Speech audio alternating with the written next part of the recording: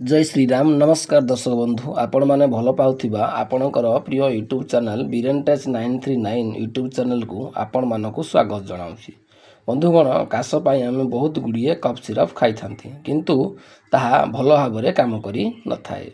आज जानिबा काश को केमिति घरोई उपाय रे भल करि पारिबा।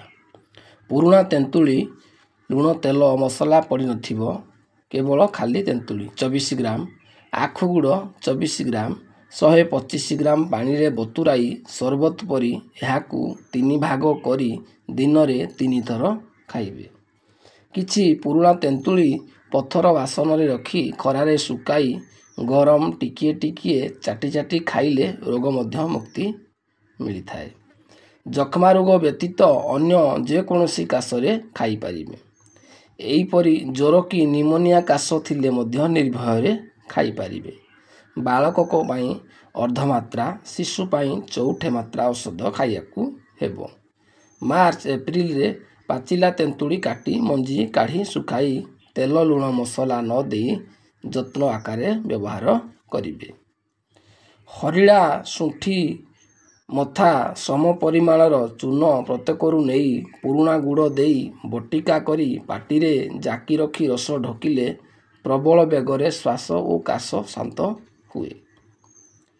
3 ରୁ 4 ग्राम गोलीमरीच, 1 ग्राम पिपली, डालिंब मंजी 96 ग्राम, पुराना गुड़ 19 ग्राम, जबक्षार गुड़ छाड़ी समस्त चून करी गुड़ मिसाई उपयुक्त परिमाण रे सेवन कले सकल प्रकांड असाध्य वैद्यमानक द्वारा परितिक्त काश मध्य शांत होइथाए। पूज पड़ुथिले मध्य शांत होइथाए। लवंग, जायफल और पिपली प्रत्येकरू 4 ग्राम लेखाए, गोलीमरीच 4 ग्राम, शुंठी 384 ग्राम एसबू चूर्ण करी समस्त चूर्णर समान परिमाण शर्करा बा चीनी मिश्री मिसाई उपयुक्त मात्रा सेवन कले काश, ज्वर, अरुचि, मेह, गुल्म, अग्निमांद्य, ग्रहणी दोष शांत होइथाए। पुराना गुड़ सह पिपली चूर्ण सेवन कले काश, श्वास, अजीर्ण, हृदरोग, अग्निमाद्य, अरुचि, जीर्ण ज्वर मध्य भल होइथाए। बासंग पत्र 12 ग्राम सामान्य महू मिसाई खाइले मध्य काश भल होइथाए। बासंग पत्र रसरे पकघृत मिसाई खाइले मध्य काश भल होइथाए। पिपली चून को घीरे भाजी सैंधव लवण सह खाइले काश मध्य भल होइथाए। 8 ରୁ 10ଟି बासंग पत्र रे मिश्री और गोलीमरीच सिजाई पान कले सर्दी काश मध्य भल होइथाए।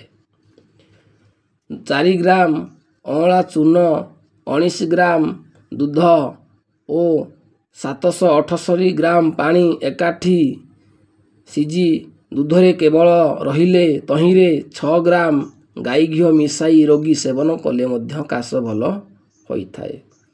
पाचिला कदली और मरीच गुंड मिसाई खाइले बहुदिनर काश और श्लेषा भल मध्य होइथाए।